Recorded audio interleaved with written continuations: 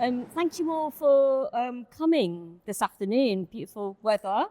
So this exhibition, I'm just going to give you a little summary of what it's about. Not in too much detail because the artists will all have time to really, get stuck into the themes of the show and the motivations behind it. But the exhibition rethinks British landscape, and we have this idea. Most of us will have an idea. Probably embedded into us for, many years from our childhoods, perhaps, of what British landscape looks like. And, when we go to galleries, we see lots of painted landscapes of this country, and they tend to be images of, the rural countryside, more pastoral scenes, places that are quite peaceful and beautiful on the whole. And what we're trying to do in this exhibition is to challenge that idea of these kind of idealized images of perfection. So I'll hand over to Trevor, and I'll give you this as well. That's about it. Yes, thank you. I had my welcome. Thanks very much, everybody, for coming. It's lovely to see you here. And I'd like just very briefly to introduce Dr Kate Nichols, who very kindly wrote the catalogue introduction. And I'm going to slip in that we'd have catalogues here, and they're only £12, and you can pick one up from the desk if you'd like to buy a catalogue. And we're very grateful to the support of British Art Network, who funded the publication of the catalogue, which made that possible. So thank you to them. Dr Kate Nichols is Associate Professor in Art History at the University of Birmingham and specialises in the history of the British Empire, particularly in 19th century and early 20th century. And she's got a particular interest in the tradition and history of British landscape painting in a post-colonial context. And so that very much informed our framing for this exhibition, as Raksha was talking about, and particularly a sort of central question, which will be one of the questions that we're thinking about today, which is what does it mean to paint the landscape of Britain today in today's social and political climate? And with that, I'll hand over to Kate. Thank you, Trevor. Can everybody hear me okay? I've got one. Yeah, I've got one on. Yeah, do you want me to talk a bit louder? Yeah, okay. It's quite echoey, isn't it? So just to give you a brief outline of how this is going to work, are you going to talk next a little bit about how the exhibition came about? So I'm just going to give you an overview now. So Raksha and Trevor will talk a little bit about how the exhibition came about. And then I'm going to talk for about 5 minutes, maybe a little bit longer, about 5 minutes, about how this relates to landscape traditions in British painting, particularly in the 18th and 19th centuries, which is kind of my perspective on it all. And then I'll hand over to the artists and we'll walk around a bit and allow the artists to run it how they want, really. So some people might want to talk more to some prompts we've given them. Other people might want to ask you questions or listen to your comments as well. I'm afraid I have to be the bossy person to make sure that everybody gets to say something. So after 10 minutes, I will have to stop each artist because we've got six artists to talk. So otherwise we'll be here forever. So I will be keeping people to time, but in a nice and gentle way. So there'll be time for questions throughout, but within that 10-minute slot, but there'll be time at the end as well for everyone to come together with some more thoughts. Really wanted to echo what Raksha said, and so this is informal and friendly, hopefully. So please, if you're feeling tired, I know it's a bit awkward with chairs and stuff, but come and sit down, go and have a little break in the sunshine if you need to. Go to the loo, whatever you need to do, please do feel you can dip in and dip out. You don't have to follow for the whole thing. So take a break if needed. So I'll stop now and pass back over to you two to talk a little bit about how the exhibition came about, and then I'll kind of do the art history stuff. Oh, the little, yes, I do.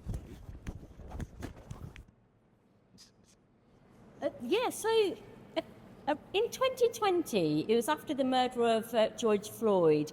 You know, like many of us were talking about how we well, I know the idea of decolonising curriculums. I work in an art college, so it stemmed from how do we decolonise, you know, what we're looking at, and how do we convey this idea of you know, different perspectives, wider perspectives. Within the college and particularly to students. And in 2020, following the murder of George Floyd, we started to actively, this is at Campbell Art College, work on making the content and the delivery of the work specifically anti-racist and decolonised. And emerging from that, we set up, me and a colleague, Daniel Sturgis, set up a group that looked at British Asian visual art and mainly, well, completely contemporary visual art made by contemporary South Asian artists and artists of the diaspora. But I need to add in the word British, so we focus on artists who are born in this country and live here, but are making work to do with their heritage in some one form or another. So in 2020 we had a series of talks where different artists participated in that. Jasmine, Jai and Budgeon, who are present today, were also a part of that conversation as well. And those events gained a bit of traction online and gained the visibility that we were looking at. And this show was the start of that. So it was the beginning of that. And around that time, you know, we were getting, the conversation was flowing about the lack of representation and lack of visibility of artists of South Asian heritage, and questioning why that was. On the back of that, Thames-Side Studio Gallery invited me to curate an exhibition related to the themes from those events. And the idea initially was to have a show exclusively of British South Asian artists. But 4 years on, or 3 years on, when I was first invited, I felt that I wasn't sure that that was the right approach. And what I was keen to do was to kind of look at diaspora as a whole and how we intersect with each other, look at our commonalities, and you know, and look at why some artists are being left out of the picture and others are not. So this exhibition it evolved initially from that British South Asian research group, which is run by British Art Network, and it came from that really. And what we were exploring, or what we were finding from that, was that, you know, there's a lot of things. You know, we don't live in siloed communities. We live together, and things cross over in the way we live in our localities. So, you know, why not have an exhibition that reflects all of those things collectively? So it emerged out of that, really. And I don't know what else more can I add to what I was saying, what I've already said. In terms of the show, yes, some of the images are of rural spaces, but we wanted to reflect the country nationwide. So some of the spaces that you see in the works are based in London, but there's other spaces that are based, you know, on the Dover coast here. Azra Matala has her painting of Cumbria. My paintings are based in the Midlands, or around the Midlands. Kimathi Donker, the first big painting as you come in, is Cornwall. So the spaces, you know, they're London-based, but they're also nationwide. And obviously some of them are like fictional spaces that are more like mental spaces as well. But I think, yeah, that's where it kind of emerged from. In addition to that, because it's a painting show, we also want to challenge this idea of what painting is. I work on a painting course. So, on that course, we think about painting in a really wide, expanded sense of, what is actually painting. And painting can be, this liquid medium can be interpreted and used in so many different ways. And I know a lot of the works in this room are mainly oil on canvas or acrylic on canvas, but there are other works that kind of, start to kind of challenge this idea of painting on a surface and using paint in a particular manner. So, I think we've managed to kind of reflect that in some kind of ways. I'll hand over to Trevor. Thanks very much, Raksha. So Raksha invited me about a year ago to collaborate with her in co-curating the exhibition. And during that period, we've had really intense time of conversations, dialogues, discussions around how this show was going to turn out. So there's been quite a long gestation period with this show, not just going back through the research period that Raksha's already talked about, but also over the last year. And we were also very aware during that last year that there was a sort of growing move in the art world, in the academic world, around really surfacing probably more than has been done in the past and in mainstream venues, surfacing, reflecting on, thinking about, examining, questioning the colonial history of Britain and issues relating to identity in a whole number of exhibitions that have been put on over the course of the time we were preparing this show. And so we were very much thinking in relation to all that around what's distinctive about what we're doing within that. One of the areas that we were really aware of, that there's also, as unfortunately we're all sort of aware over the events over the summer, there's been a backlash from irresponsible elements from the media and politicians, stoking divisions and fears and racist narratives. And so we wanted very much, as Raksha's been saying, that here was a show, we called it Standing Ground, and we felt there was a need for artists to stand together and assert common bonds of, as Raksha was saying, our common neighbourhoods, communities, and shared identities, and celebrating that. So this was very much the background to putting the show together. The other side of it was, and I was just discussing this with Kate just while we were preparing this talk. Kate was saying to me that she felt the tradition of landscape painting, British landscape painting, was freighted with cultural, social, political narratives and critiques, and that was very much part of this tradition. And I was saying, in my sort of place as a contemporary painter, looking at particularly landscape shows, that very often I was feeling it's not part of the discourse around landscape painting amongst painters. That perhaps if you're doing photography, if you're doing installation-based work, you're doing mixed media-based work, you're doing work outside the gallery in communities, all those areas, it's very much in the foreground. But I felt that within this sort of genre and framework of landscape painting, very often it's an area that isn't really talked about.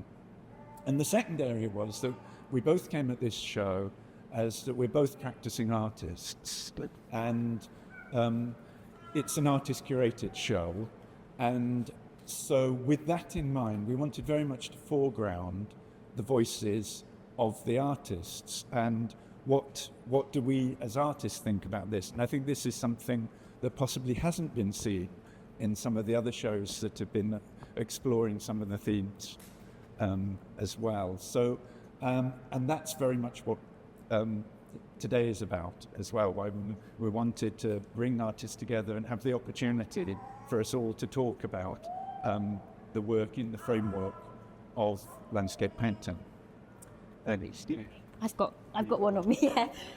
So I suppose my perspective as a historian, you might sort of be thinking, well, why do we need a historian here? I kind of think that a little bit myself, but for me as an art historian who works on 19th century British artists' connections with empire in the 19th century, I have to be interested in contemporary artists who are thinking about landscapes in a post or decolonial manner, because it's deeply connected. Empire didn't just stop one day. It's still ongoing and we're still thinking about it. So for me to understand these 19th century artists, I need to be thinking about what contemporary artists are doing now and the ongoing repercussions of what I'm looking at in the 19th century. And my research is really about how the idea of what we call British art emerges in the 19th century. So thinking about this formation of national schools of art, or the idea that because you live in a particular place, your art would be something called British. And often when someone says, well, what is British art? An art historian would probably say, oh, it's landscape. And that's why this is so interesting, because when we think about the British landscape tradition, it's seen as the most significant thing in the history of British art. Certainly if you're kind of starting before 1970, I'd say. And it's deeply connected to imagining Britain as a place. You know, these kind of landscapes that you see especially in the Tate Gallery of Britain, are so fundamental to how people imagine the British Isles. But also, you know, when the British started colonising places, the artists they sent would then kind of replicate these images of the British landscape. So the places they were colonising weirdly looked the same when they came back as well. So it's also connected. So you get people like Gainsborough and Constable and Turner are seen as the most important achievement in historical British art, and they're all landscape painters, pretty much. So, you know, that kind of narrative that you don't really have British art without the British landscape, it makes engaging with the British landscape so fraught and challenging, but also so full of potential. And I think that's, you know, something we can see in everything around us today. And the paintings here are really drawing on that landscape tradition, I think, but also rethinking it and expanding it. And we'll get to think about that more when we hear what the artists themselves have to say. But definitely in terms of subject matter. So in historic images, you very rarely see people. People are these marginal, tiny little figures that are there to be a bit of decoration. But here, and you can just look around, not every painting has people in it, but people are very much present, and not as these tiny little figures, sort of rustic peasants doing some work in the land to look picturesque. They're doing something quite different. I don't think you see any wild landscapes or supposedly untouched landscapes here at all. Everything is very aware of its mediation in a way that 18th and 19th century paintings don't really do. And we see urban parks, we see urban landscapes, we see the Thames, and we see streetscapes as well. And then in terms of thinking about the medium and use of paint, obviously that differs a lot from some of the 19th century things. We've got paintings coming off the walls, we've got these wonderful double-sided works here. So I should say quite a few of the artists aren't here today, so we will try and make sure we bring their work into conversation as well. So Grant Foster's work here, and Maddie Acharya Baskerville's work, again, which is definitely not oil on canvas, it's painted on found bits of kind of timber, bits and bobs that she finds within the urban landscape. So that kind of idea of changing media, changing use of paint, and again, this work here on the floor, which we'll come to talk about very soon, is another work that's kind of taking the landscape, the flat landscape on the wall, and doing something very new with it. Another thing that really differed for me looking at these works is British landscape painting of the 18th and 19th century is often understood as being very ideological, and it's sort of seem to be hiding the labour and the poverty and the upheavals and radicalism that were going on in the countryside at that time when they were painted. So you get these beautiful rural scenes, but you don't see the deprivation and the uprisings that rural workers were undertaking. And I felt like a lot of the works here were kind of inverting that and drawing attention to social injustice within the landscape, often in a really nuanced and cautious way, not in a kind of, you know, really overt and sort of, I don't know, in a very careful ways, but doing the very reverse of what those 18th and 19th century landscapes were doing. But of course, work doesn't have to be political to be important, or you might say that all work is political, but in different ways. It might be personal and introspective, but these works do something very different to those earlier works. That's not surprising. They're painted in a very different time. But within art history, you have this weird travelling back and forth, don't you? You're kind of engaging with artworks from the past and bringing things from them into the present day.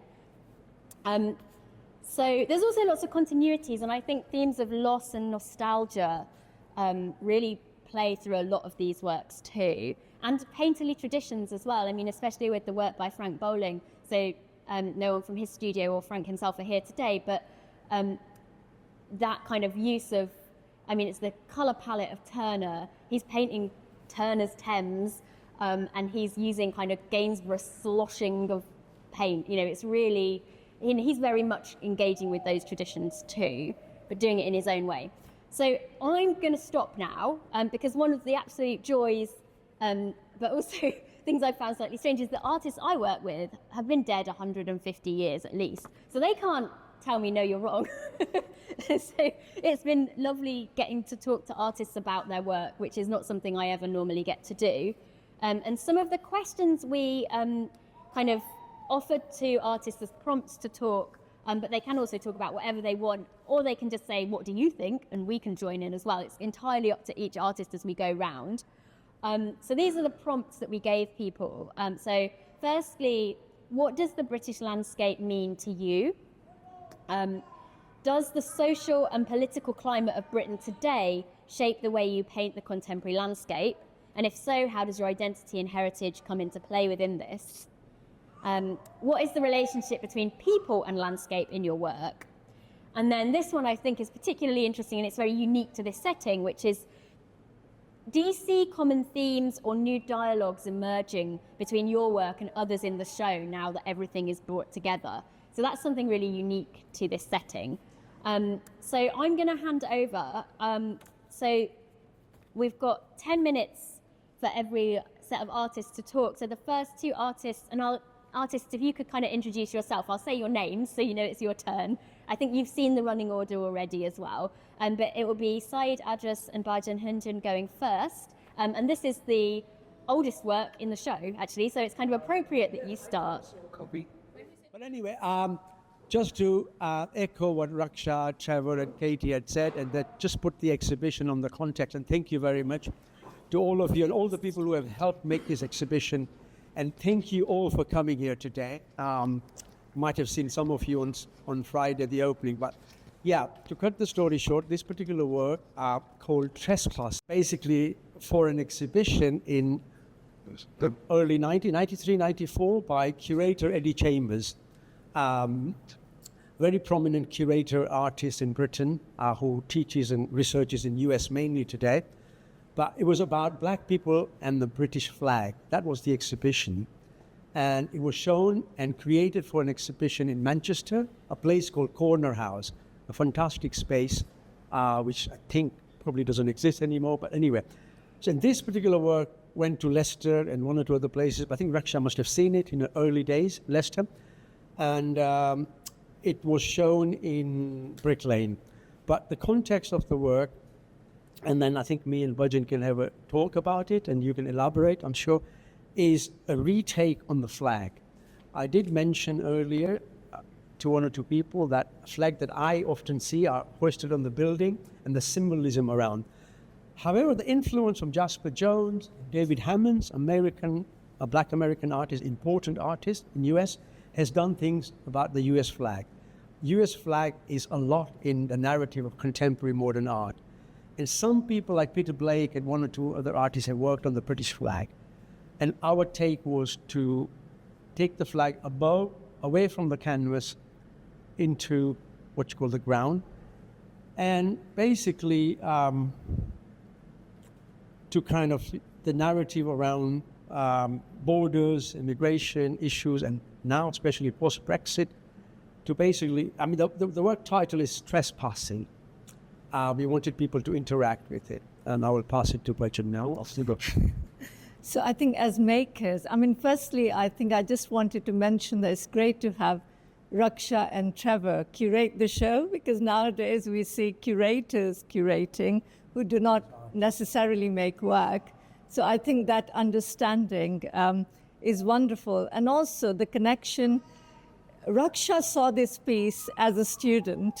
So that's have to admit wonderfully. And then and I think so many years after that, you know, it's sort of come to manifest itself here in this gallery. I think as makers, it was really important for us to think about the medium that we were using. So you can see that the Union Jack flag has a very strict borders made up of the three crosses from England, Scotland, and Wales, which come together in the Union Jack. So we were looking at the motive itself, but we turned it the other way around. So we inversed it and looked at the negative spaces in the flag, and then worked with marbling, a medium which is very fluid, which is extremely free-flowing. So what you see here is you see a very solid form, you know, which is very much about borders, which is very much about geometrical shapes. And then the marbling actually sits on top of it, uncontrollable, you know, so there's no borders with that, apart from the different four colors in the four corners. So I think that was wonderful to see how paint actually settles on wood. And so we had no sort of control over that, but what it was the idea that you could walk through it. And so that's why we called it trespassing. Also, trespassing also means maybe going into a place where you're not meant to, but you actually anyhow daringly walk through a place, yeah? Can I just say something? Yeah, thank you very much. I mean, we can have a chat about it, discussion, agreement, but it's about there ain't no black in the Union Jack. And that's so important as an inspiration, as well as motivation, partly. And it's both of us are printmakers as well.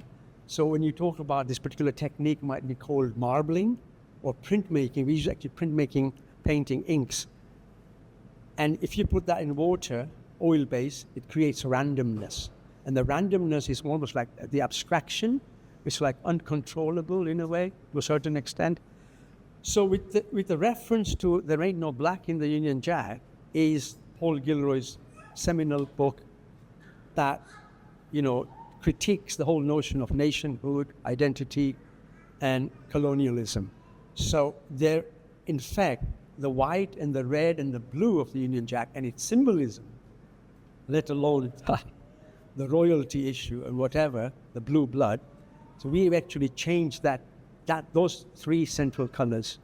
And if you look at each section of the flag, there's loads and loads of black and brown in it. And that was our idea, to disrupt the pure main colors of Britain in the flag. So not, in a sense, partly, as I said, reference to contemporary other painters or art. So that was quite important. Yeah. So I think lastly, to touch on landscape, when we were doing it, it was wonderful that it reminded you of free-flowing water and land, but also almost like body fluids in the red. So it touches on different things, but also I think in the end, it's the audience, the onlooker, you know, who makes kind of thinks about what the piece is about. As artists, we don't want to decipher it completely and say that's what it's about. I think different people have interpreted differently. So I think maybe we should leave it at that. I think that's 10 minutes. Yeah, we can ask questions. We can have the pathways, which is this and that in different dimensions. So it can get bigger. So each time we have displayed it, It's really site-specific, depending on the area where it is. You don't want it too narrow in case people, trip on it or whatever. Well, we had it on Brick Lane, I was saying, and then it was something that people walked through. It was like photographed. It was outside. So it was mainly for indoor gallery, primarily, initially, but the nature of the project, and sometimes one can show it outdoors, or temporarily at least. Any questions? As part of the work, do you let people know that they're invited to kind of explore it? Or do you kind of leave it? I like how it's kind of ambiguous, how much you're kind of invited to interact with it. And you see people taking the initiative, it feels there's a bit of attention to that overcome. Yeah, I mean, the first time we showed it, we did say people could walk through it. But here I thought, we discussed it actually with Trevor, and we thought we'd leave it open. Yeah. But when it's been out on the street, because the widths were much wider, people sometimes didn't even notice it was there. They would just walk right through it, because it was, that was in Dray Walk near Brick Lane, when we had it out on the street, when Scythe had an exhibition there in 2000, and people just quite easily walked through it. It was the middle bit was much wider.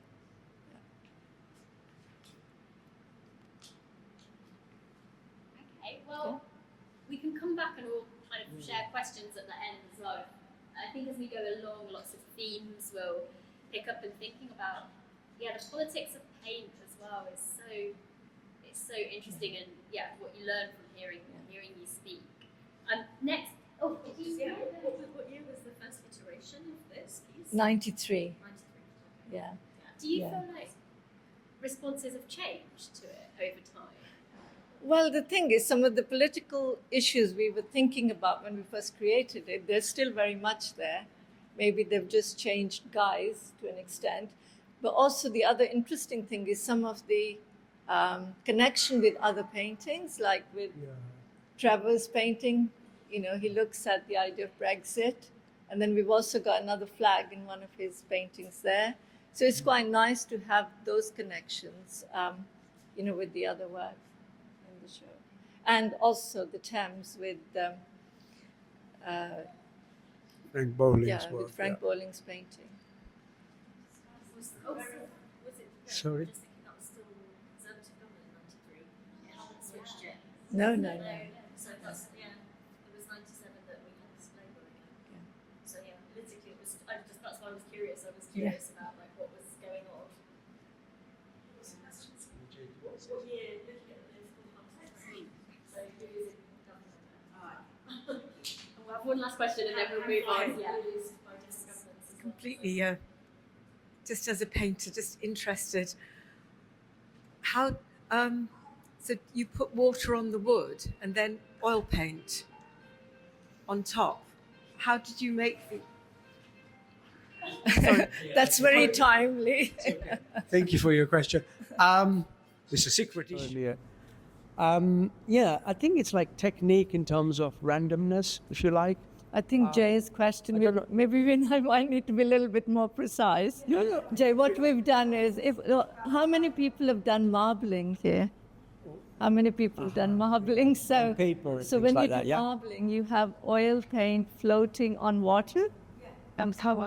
Yeah, so then we've dipped the wood in that. Yeah, so it's picked up the paint.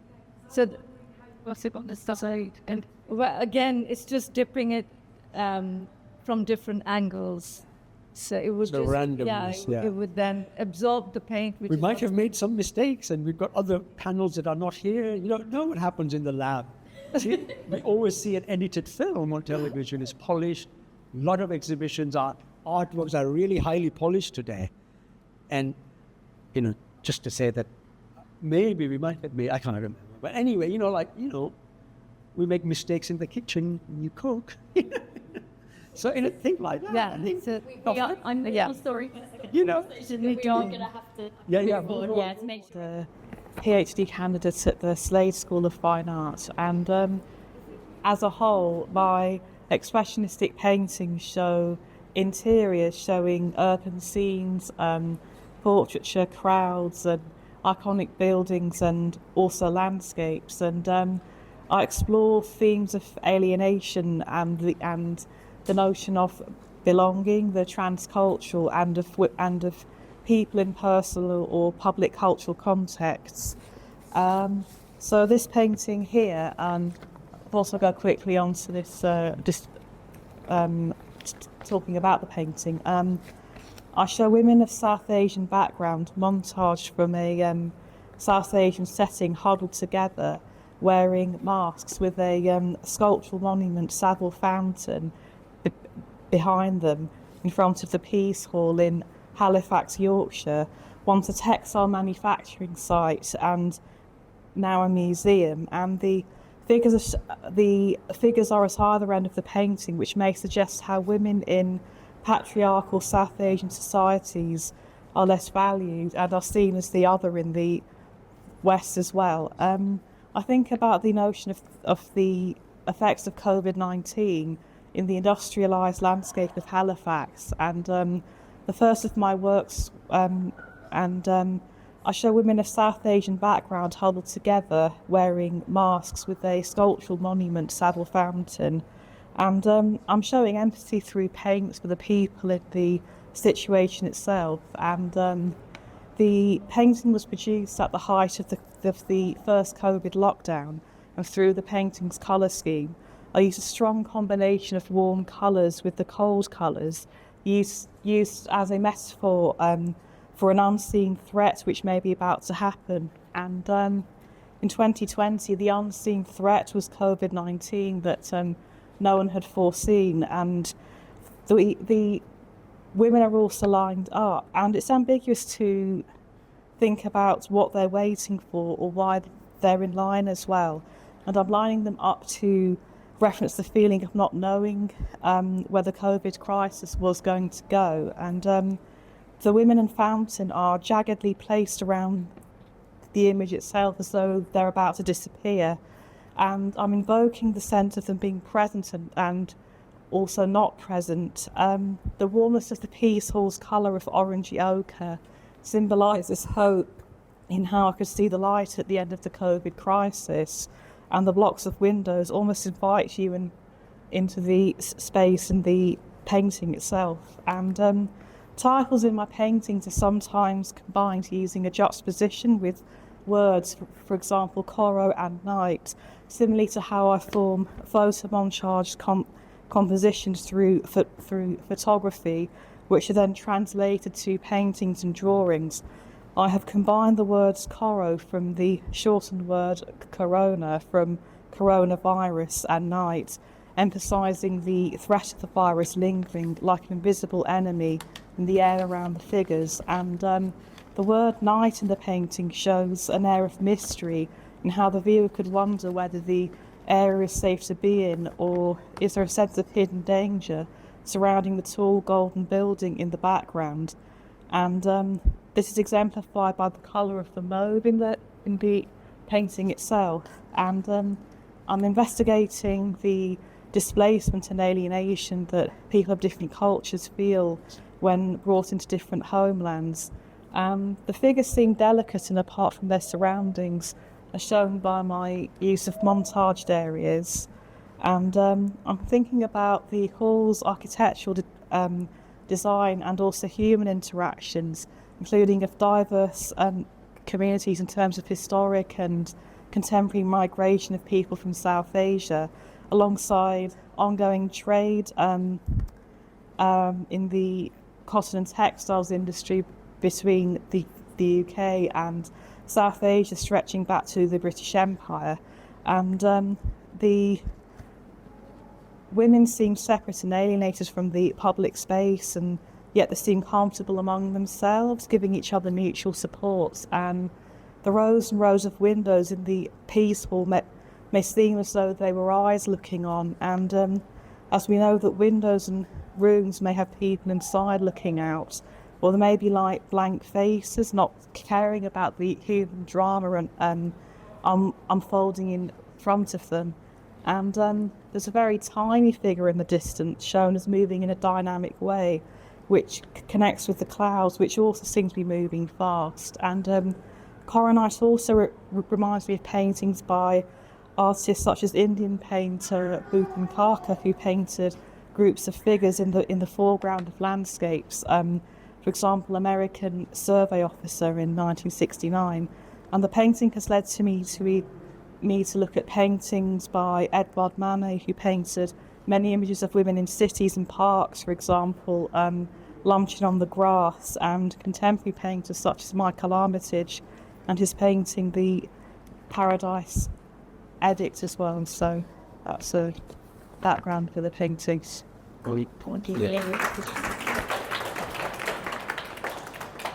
So ideas about notions of crowds, for example, in Trevor's works, and how you can feel that there can be a sense of feeling a sense of anonymity among the crowds walking through urban environments. You don't know the people in the paintings, and also they can be seen as being nameless as well. And it's really interesting. Is there time for questions? Anyone wants to ask? Yeah? Oh yeah, honey, I just was interested in just a little bit more about this painting and the relationship to the title, actually. And I call it natural open, as I'm combining the words nature and also open together in the painting. I combine them together, like in a similar way to how I work from montages as well. Yeah, it's a really nice one. And looking at various collisions of urban and natural spaces within quite blooming and twisting and writhing landscape structures as well. So the figures can be seen as either being swallowed up or suffocated amongst nature, or swamped by plant life in various positions of the view of the figure and the image amongst the foliage itself. And it's like we're peering through the image of landscapes of this sense of fragile crowds moving towards urban environments. And and there's so many great conversations across the work. So yeah, like I was invited by Trevor to show some of my work. We met I can't remember, was it during the COVID period maybe? I think just after Raksha got in touch with me about this. Yeah. More than a year ago. I think because Trevor had seen this work on Instagram, because it was primarily a kind of Instagram-based project, because it was something I'd worked on during COVID lockdown. So opportunities for obviously showing work in public were non-existent. And so I think maybe I'll talk a bit about how the project came about, and then some of the kind of thematic things which have definitely come into view since seeing the work with everyone else's work, and thinking it in the context of landscape as well. Because that word landscape and landscape painting is kind of brought out some quite interesting ideas for me, because they weren't conceived in that kind of way. More, if anything, more in the kind of realms of portraiture. But so basically they began because I was, in between the COVID lockdowns, I'd visited Canvey Island in Essex. And I was really intrigued because there was I saw a group of ultra-Orthodox Jewish people standing outside this Island Glow nail bar there. And I'd been thinking a bit about ideas of Englishness. I think probably because of the context of those years, the kind of Brexit and all these things kind of swirling around in the public discourse and whatever, and what it meant to be English. Because we used the word British earlier, and I feel less clear what that means in a way than English, because I think of following the England football team or things like that. When I think of nationhood, I think if there's an emotional connection with that idea, it's more to do with England, which is maybe another interesting thing to talk about. But I'm just seeing this kind of Jewish family outside in what seemed to me like a very quintessentially English place, in the sense of this slightly unloved and like characterful high street nail bar, and so it made me think, oh, maybe this is an interesting opportunity to talk about what it means to be Jewish in England, and what it means to be English. And I've been doing a lot of work looking at kind of visual culture around the game of darts, and like all the kind of, I've been making these hand painting these darts shirts with imaginary characters, and then I think this kind of segued into this, whereas I wanted to find a way of like looking more closely at England. And basically I was walking around on Google Street View in quite like, I thought it was quite an interesting way to use it, because I'd only ever used that in like a more like to get around whatever, and like I'd been using it as more of like a way to imagine and explore, and especially when we were confined to our houses, and that wasn't so possible. So I was looking at areas of the country that I didn't know so well, like in North Manchester and Gateshead and other places where there are small Jewish communities outside of, I guess, London, where most Jews are in this country, and like started just drawing things that caught my eye. And it's interesting because they're definitely not like I don't see them as like descriptive words in the sense of like, like a kind of representation of that place, but there's more, I was responding to a kind of exuberance in the exterior and a kind of comedy. Someone actually at the private view was like, said they picked up on that there's a kind of humour to them, which I was really happy to hear, because like that was kind of a big part of it. And I was often, like, as a Jewish artist, I think, and I do like define myself very like consciously as that, a lot of the work that's more familiar to do with potentially kind of Holocaust narratives and things like this, and the more celebratory aspect isn't so commonly seen, and so that was something in my mind as well. And so I'd also been looking, I always think one of the challenges that I'm kind of trying to work out through my work is like, how to operate in a contemporary art context whilst also being a religious person, and like seeing how those things like might come into contact or conflict or not. And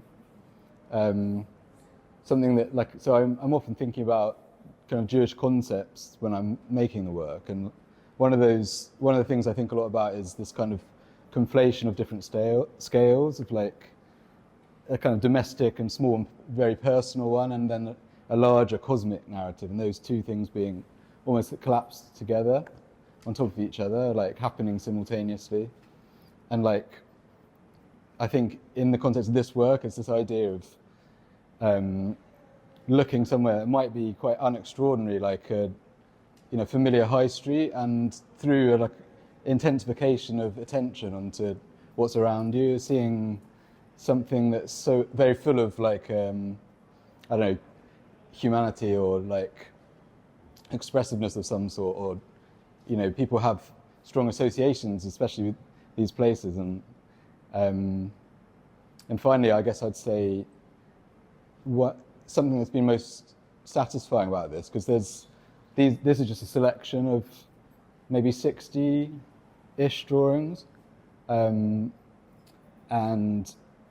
I think because of the nature of shop fronts, they're a very everyday thing, but also people often invest a lot of emotion and memory into them, especially as they might disappear.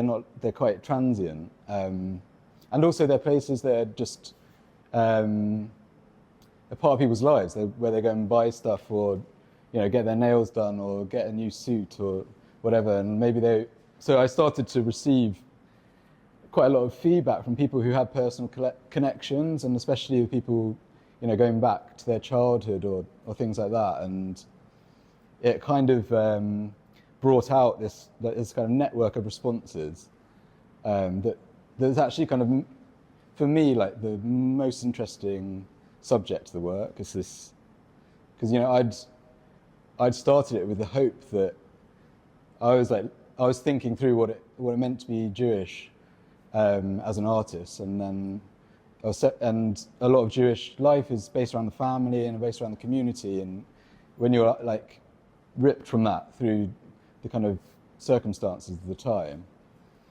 the drawings were kind of a way of like reaching out in a way, of being like, you know, putting it onto Instagram, and then, so like receiving that back, the response was very, you know, very satisfying, and like the drawings were just almost a vessel to facilitate that, rather than like, you know, something necessarily of interest themselves. But then, you know, looking back at them after a period of having not seen them for a while, they're more interesting to me now, as I feel like I can see them more clearly, of like all the detail and that kind of care and time that went into them, and they like kind of invite you to like get closer. They're so small, and like for me they're almost like diary entries. When I look at them, I think about what was going on and all the scary stuff that was going on at the time, and you know, the personal struggles that I might have been experiencing or whatever. So they've got all these different lives, I suppose, and yeah, I think I'll leave it there. But if anyone has any questions, I'll be happy to answer.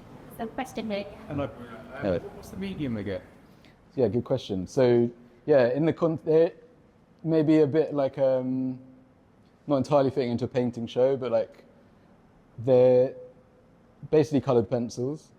Wow. This has got an acrylic paint ground and like a bit of acrylic paint on them, but they're like water-based coloured pencils, which was kind of all I had. I didn't have a studio, and I was just in my flat, so I didn't really have access to materials. And I've been really inspired by this French artist called Marie Jacquetti, who does these really beautiful coloured pencil works, and like I like something about a medium being so accessible, and kind of there's a democraticness to that. It's like when you see that work, it can be beautiful, but it also feels like maybe, you know, you see it and you could see, oh, I could do something like that. I could jump into that without needing too much knowledge about materials. And they're very painterly. Thank you. Visualizing with the other works. Great. Appreciate it. And then it's pencils.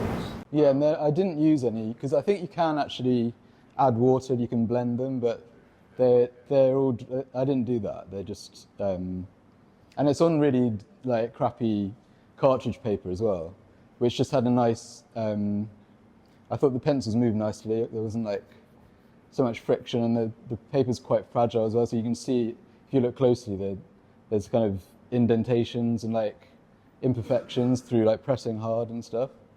But again, it just felt like, that was part of the thing as well, this idea of repetition. Like, I like the fact that I was using the same sketchbook, A5 sketchbook, and yeah, like I'd have this format to repeat a series. I really like the idea of doing an ongoing series, and at the time I was like, I might just do this for the rest of my life. Like, because I kept being interested by it. Like as much as like a colour study as anything else, because there's the archiving aspect to it, in the sense that these are real places, or used to be, but there's also, I think, just enjoyment of the colour and that kind of thing. Isn't it? Just wondering if any of this you showed these to the shop owners and what sort of feedback?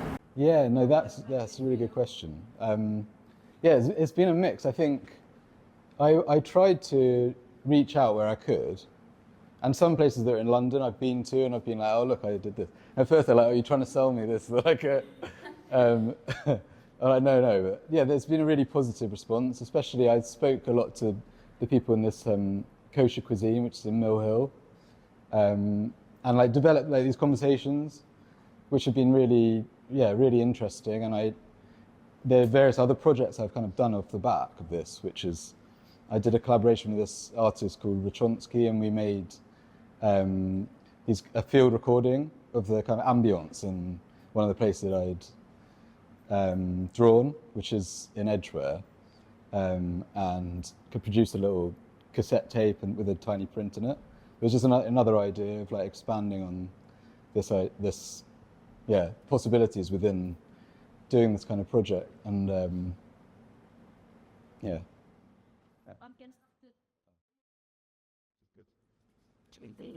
I was in Brussels on the 23rd of June 2016, and those dates are engraved in my mind because that was the date of the Brexit referendum. And I was actually listening to a European member of Parliament from German MEP, talking about the growing and importance of culture within the European Union as something that identified Europe and was being recognised within the European Union as an increasingly important part of European identity. And we were also aware of the vote that was going on as he was speaking. I woke up the next morning and we all know what the result of the referendum vote was. I was quite shocked. It affected my life in many different ways. And I went back on the Eurostar on that day thinking, how do I process this? Which personally I was feeling was overturning and I knew was going to cause my life a lot of difficulties because of it, and the disappointment of some of the forces that had gone behind it. Anyway, I'd had as well in my mind ideas around inverting colours in painting, and that came from a totally different connection, which was to do with, it's always fascinated me, the process, the capacity that we have visually when you look at a painting to just naively enter it and think that what's in the painting is like the real thing. And I think people who are not so sort of educated about painting do this a great deal, not everybody, but there's this sort of feeling that what's in the painting is a thing. And we move in, and this is what's so marvellous and magical about paintings, we move in, we occupy them imaginatively, the space within a painting. Yet at the same time, painting is colours on a surface, and it's sort of magic that we then enter that surface and enter an imaginative world. And I'd always been interested that there's a sort of gap between these two things, and painting sort of pulls them apart, or can pull them apart, and can make you more aware of the distance between that coloured surface and how you imaginatively enter it. So all that was swirling around in my mind, thinking, well, colour's this thing that we make paintings with. What if you changed all the colours around and just reversed them? That might sort of break up this capacity we have to just enter into a painting, and what would that feel like? So these thoughts that had been in the back of my mind then came to the front of my mind when I felt that my whole world had been sort of upturned as a result of the Brexit referendum. And I went straight into the studio when I got back, and did this painting. And the painting also it's got so many things bound up in it, this particular painting, because it relates to my family history. These are the Seven Sister Cliffs on the south coast of England. And my father was brought up by my granny here in Berlin Gap. And during a moment of national crisis, the Second World War, his mother evacuated because bombs were being, they actually bombed the farm next door. There's the cliffs that look out to the continent as well, and the country's relationship with the continent. And I had friends who lived in this house here who were artists, and we used to go and stay there. And the house next door belonged to Jean Cook, who was also an artist. Some of you may know of her work. She's dead now. So it had these artistic art connections for me. And the other thing is that these cliffs are being eaten away by the sea. And these houses, one by one, have had to be knocked down. And my friend's house now isn't there anymore because the cliffs have eroded. All these things were sort of bound up in a picture that for me was bringing together a personal story with a moment that seemed to me to be quite a pivotal moment in the history of the country. And so and there's at the centre of the picture, as Saeed and Budgeon pointed out, is a reversed Union Jack. And this then got me into doing more pictures in inverted colours. And so the second picture here is a picture of another place that I suppose if you wanted to point to anywhere that shows the impact of Brexit most visibly, it might be Dover, and this is Dover. It's based on a painting by the Austrian artist Oskar Kokoschka, an Austrian expressionist artist from the last 20th century. He travelled throughout Europe, North Africa and Turkey during the 1920s, and he came to the UK and he painted in 1926 this painting of Dover, which I've inverted the colours of. And I was interested in him partly because he'd been one of the people who very first I was most excited by when I was 14 years old, and my art teacher gave me a book on him, and he was sort of an inspiration that got me interested in painting. And of course, he's a landscape painter in these cases, and it was quite interesting that inverting the colours of his painting in some ways sort of makes it, I don't know, more expressionist than his original painting was. It gets a sort of quite doomy feeling about it, which was, of course, how I was feeling. This was done in 2019 at the height of the Brexit crisis.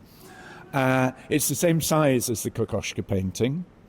And Kokoschka also, he was quite outspoken against the rise of fascism in the 1930s. And he was in Prague in 1938 when he had to get out very quickly when the Nazis invaded. And he became a migrant. He came to the UK and he gained British citizenship.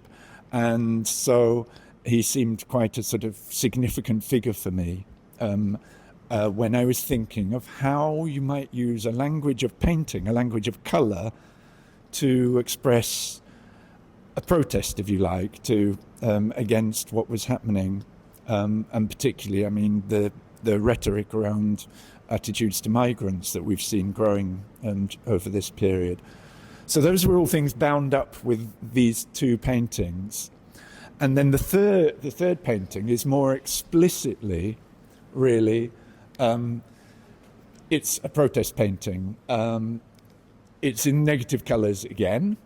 And it's the anti-Brexit march, again, during the height of the Brexit crisis in 2019. And it's really just me and my friends, many of whom have different identities from different countries. And we were all together, my family as well. And I wanted to just show us all marching against Brexit. It's very simple in a way. But in another way, by reversing the colours, in this case, it's quite surprising, and it's like an alternative reality. And I sort of think of this picture of a sort of, in a way, a what-if picture, you know?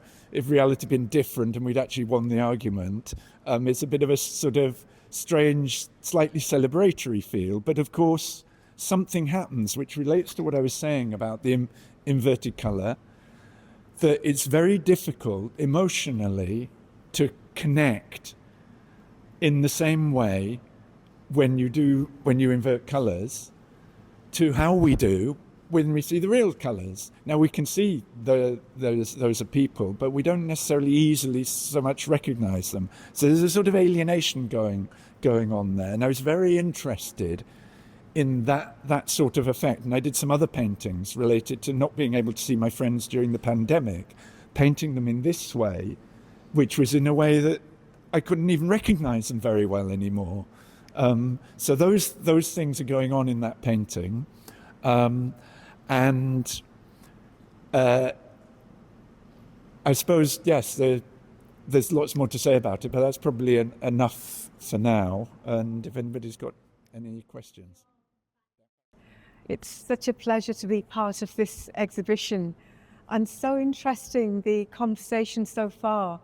Really struck with what Trevor was saying about colour, and how when you change colour, reverse them, it changes the meaning of the scene in some ways. And it's what Bhajan and Said were talking about as well, changing the colours of the flag and so on. So where's my painting? Oh yeah, here it is. Sorry. So usually, nearly always, my paintings have figures in them, like this painting over here. And also I do quite a lot of portraiture, like that painting there. And so Raksha suggested that for this show, I put in some paintings without figures, just landscapes. And I do, from time to time, paint landscapes without figures. So this was a really nice challenge.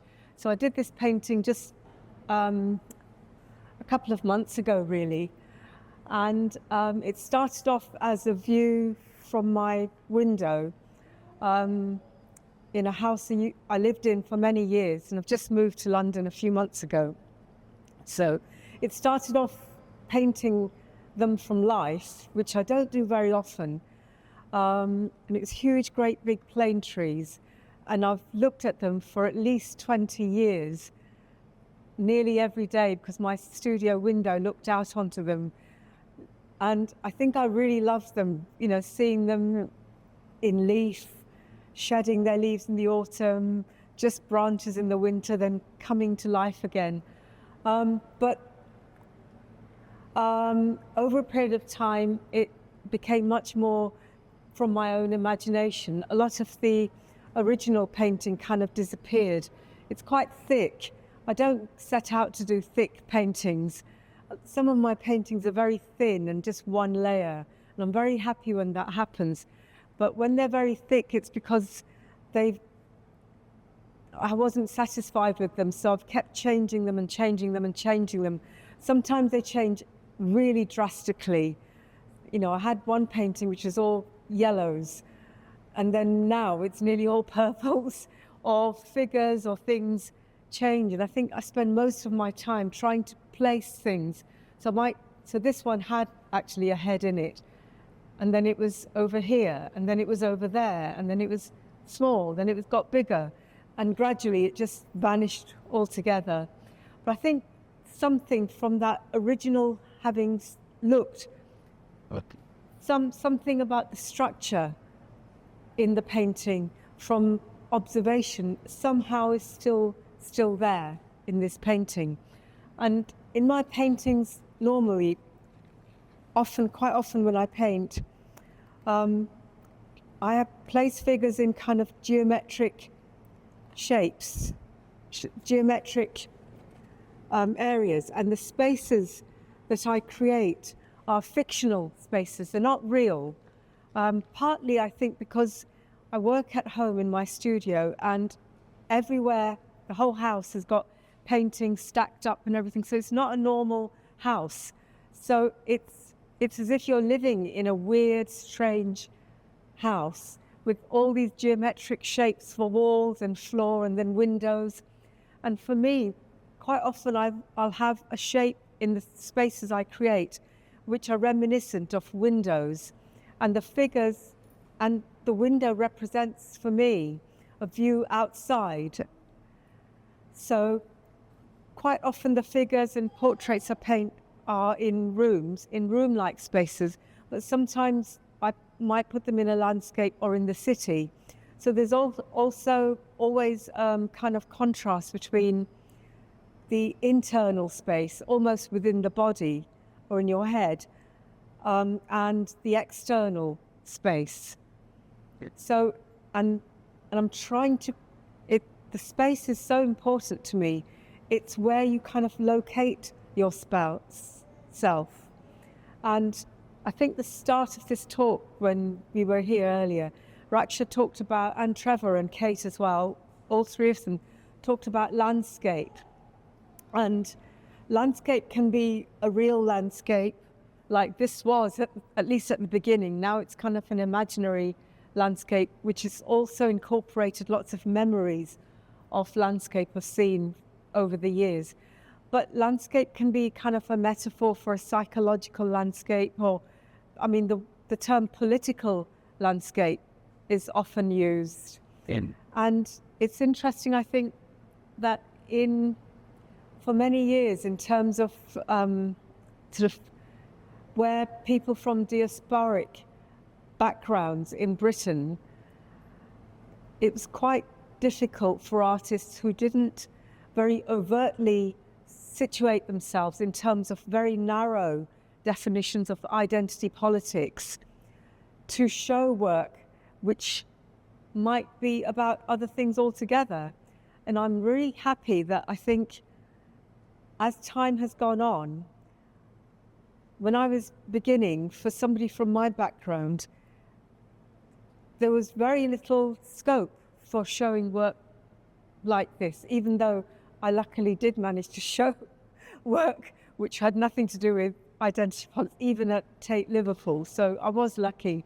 But on the whole, it was quite difficult. But I'm happy now that I think the landscape itself in the art world has changed and is becoming more welcoming and accepting of people from all kinds of backgrounds to be able to freely express complete kind of 360 degrees of what it means to be human, which I think is really great. And I think this show here reflects that. It's about making connections, you know, on a very human level. So, I mean, it's a bit like music. I listen to music all the time when I paint. It's usually Radio 3, the classical music channel, which, because it has very little talking in it. You know, even the news is, they do all the news, end with a bit of cultural news and the weather, and then say, now it's 2 minutes past 1, or something, which is perfect for me.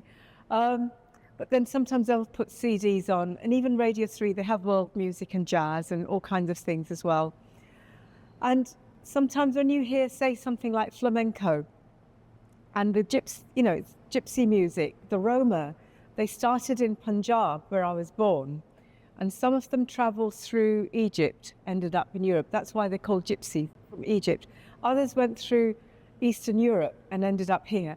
And when you hear it, I think, hang on a minute, that's Punjabi music. You know, but it's not. It's gradually changed over centuries. And it doesn't look like an artificial forced hybridization, because a lot of them, I think, don't work that well. It's so natural. And the same with some Eastern European folk music. I think, God, this is Punjabi music, but it's not. So the inflections change. And I think that's what has happened in art all through the ages. You know, Rembrandt had access to Indian miniature painting, so he clothed a lot of his people that he painted with turbans and so on. And it's happened vice versa as well. Especially contemporary artists in India, or South Asia, maybe less now, but in the 60s, 70s, they would ape what they thought was modernism here to be more modernistic, especially after independence. There was this great drive for modernism. So you had cities like Chandigarh in Punjab, which was designed by Le Corbusier. So I think we're in a really interesting place at the moment where the kind of international currents of the transcultural are mingling, and somehow without people being forced, you can see all these strands in the work in a really interesting way. I can wrap it up. But I thought I'd start off with this one, because this is the one, I guess, was the instigator for this show in a way, because it's looking at landscape and it's looking at place. But it's also kind of like thinking about illusion. And a lot of my work is about creating, although they're based on real spaces, there is a sense of something other within them, in that the space is not necessarily real, or if it is a real space, it's about something else. It's more of like a mental space or illusionistic space. And I'm very interested in concept. So when I paint, prior to starting a painting, the concepts for me tend to be the instigator. And the instigator prior to the concept is something related to my own experience, navigating this world socially and politically. My work, when I studied in the early 90s, mid to early 90s, it was very much around identity and politics, the state of the world, being very angry about the way things are. And that was like a driver for my work. Kind of a little bit later on, around the late 90s, 2000s, I realized that making work that was quite overtly political wasn't necessarily positive for me in terms of getting my work out there and it being being included in things. So I started to work in more of an open way that didn't necessarily kind of base itself to do with Britain, but based itself globally. So I was making a lot of landscape work and making work that was related to politics, but wider politics to do with animal rights, to do with the way land is being cultivated and who owns land and our place within it, which brings us to this painting. So I'll cut it short and describe what it is. First off, you see a woman looking at a landscape. What she's actually looking at is a painting of a landscape. And this particular painting of a painting is a view of Hounslow. In fact, it's called a view of Hounslow, and the painting is in the Tate collection. Hounslow, many of you might know that area in southwest London today. Some of it does look like this, but some of it is very populated, and it's home to, quite a large South Asian and Punjabi community. So I was quite keen to have someone in the landscape who actually lives in that landscape and today and dresses in that in clothing, traditional clothing like this. So the title of the work is Landowner, and I guess it's quite a direct title in terms of channeling the audience to think about the work in a particular way. Who owns space, who belongs in it, who's accepted in it, who owns it. But kind of outside of that, the work, the sources for this work, I've kind of explained it in a kind of a nutshell, and the nutshell seems quite narrow of like where the work comes from. But wider than that, I've been taking my work comes from photography, and I take pictures like day to day, and of anything that basically inspires me or interests me, and then I'll work from those selection of pictures and put kind of maybe collage them together to see what kind of fits my remit of agendas. And I have worked kind of outside of agendas from time to time. So going back to what I was saying in the early 2000s, when I shifted the way I work and made it more kind of wider, my work looked at landscape and botany for around 20 years. And then when Brexit happened, I was so, like Trevor, I was so distraught by it. And, when I woke that morning, I couldn't believe that it actually happened, because I really, truly believe that surely that won't happen. And around that time, we also got kicked out of our studios, and I could see the landscape of London was changing quite dramatically. Like artists were moving out, getting pushed out to the edges. And the studio that we were in, was a beautiful space in Fulham, located on the Thames. Many of the artists were quite inspired by the Thames itself and made their work around that natural landscape. and that space today has been turned into luxury flats, which actually nobody really occupies. It's too expensive to rent out or buy. So the trauma of Brexit, the trauma of being evicted thrown out of our studios, not really like kind of wondering what was going to happen to my future. It felt very uncertain. And alongside that, there was a lot of kind of anger was kind of bubbling with what was happening. I didn't have much work at the time either. I think I worked one day in the entirety of 2015, which was quite, very difficult financially. And I just thought, do you know what? I don't see myself being represented in painting. I don't see my experience in galleries, like how I live. Not just being a South Asian artist, but also like someone who comes from a working class background. I just don't see that the picture of how I live and how my fellow artists live being in paintings. They are, but maybe not necessarily so much in London.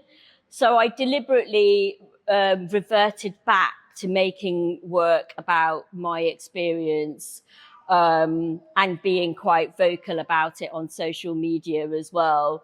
And this painting was made last year, but prior to that, I've been painting landscapes of the Midlands and looking at like Asian textiles in paintings as well.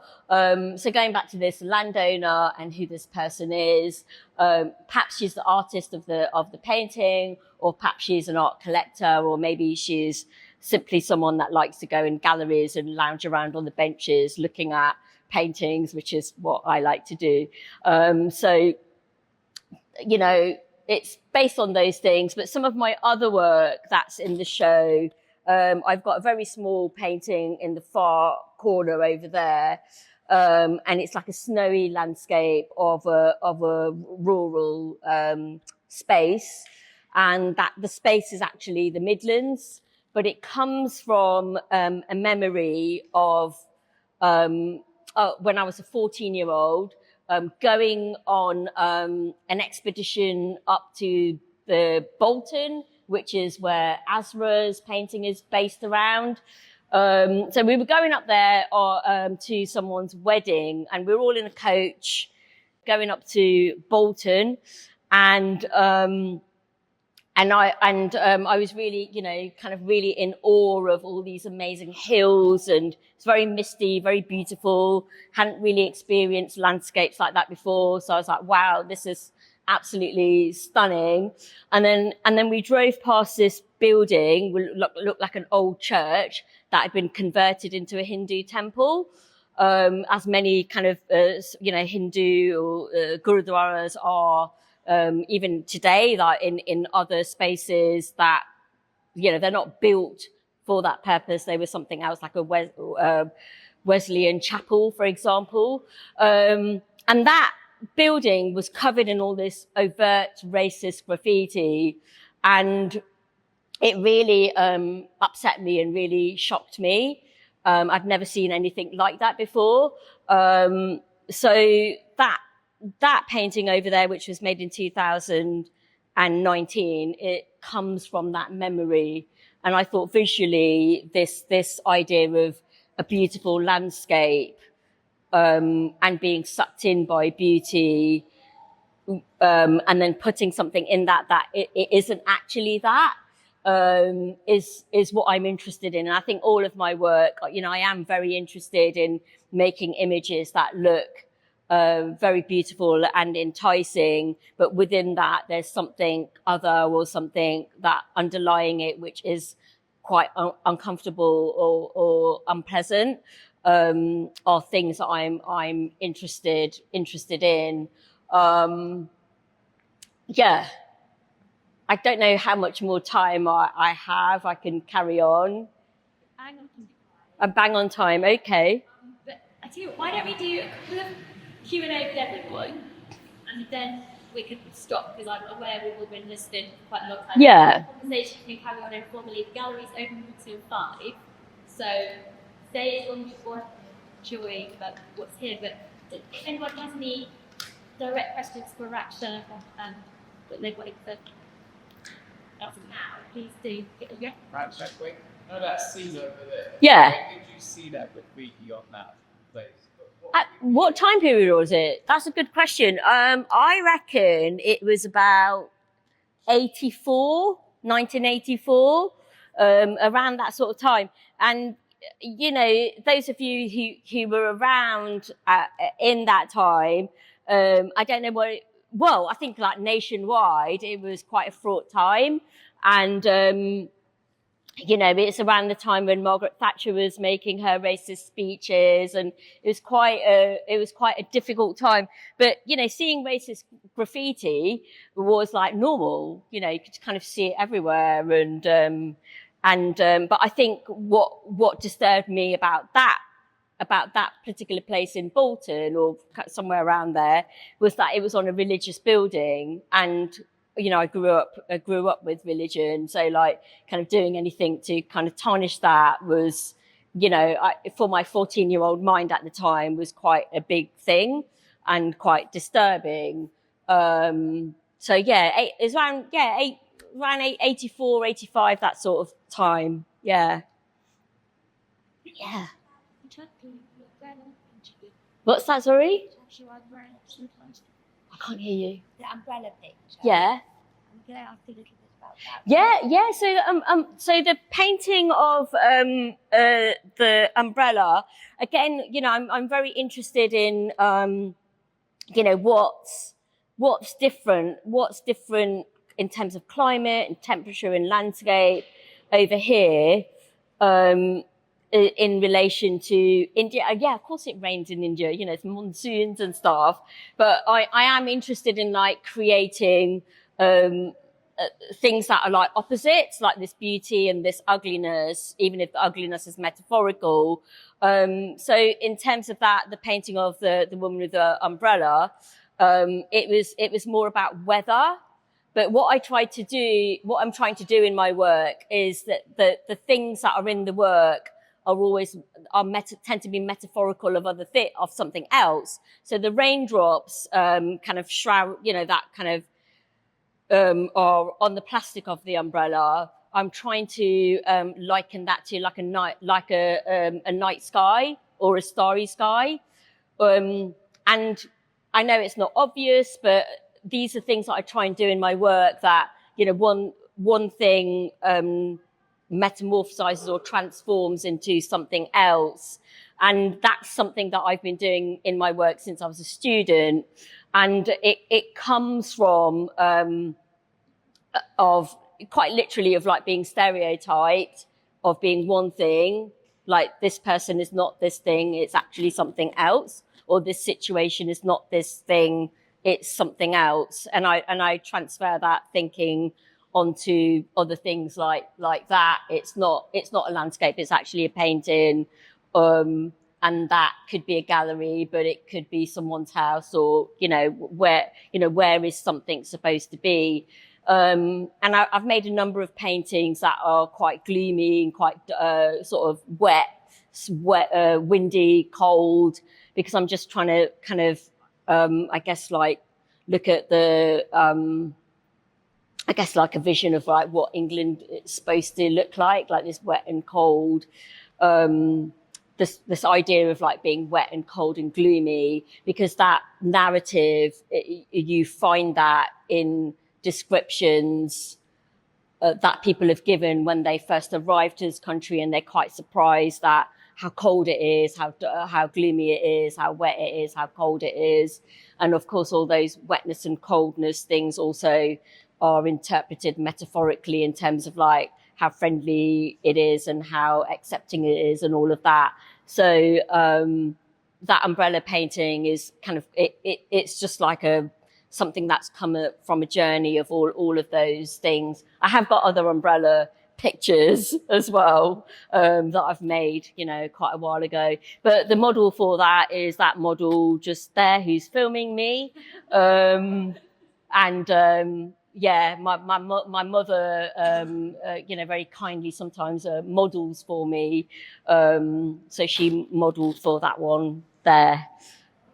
Raksha, there's there's also other things going on in that painting. We are the voyeur. She is as well. She's contained within her own protected Yeah, that's environment. right. And there's something going on beyond that. So there's a lot. And in this exhibition, if one might say, Yeah.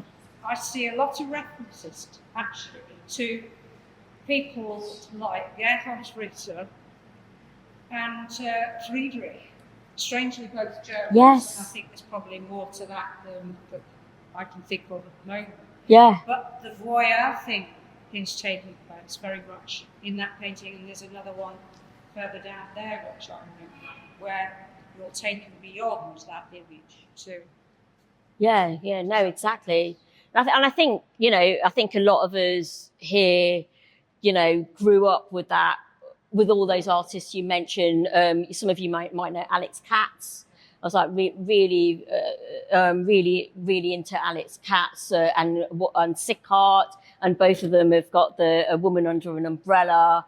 So those images of like someone running with an umbrella, or someone hiding from the elements with an umbrella is something that I'm really, I don't know why. I think people under umbrellas look beautiful, and I just think these kind of images look nice, and maybe that's why artists, kind of have a commonality in what they decide to paint as well. But yeah, you're right. Richter, Caspar David Friedrich, all of those artists. I guess a lot of people painters in this room have grown up or just been really inspired by those people and have followed them. I know that I have, for sure, definitely. Yeah, thank you. I'm going to sort of draw the formal bit to a close now, but thank you so much, everyone, for sharing your work with us all.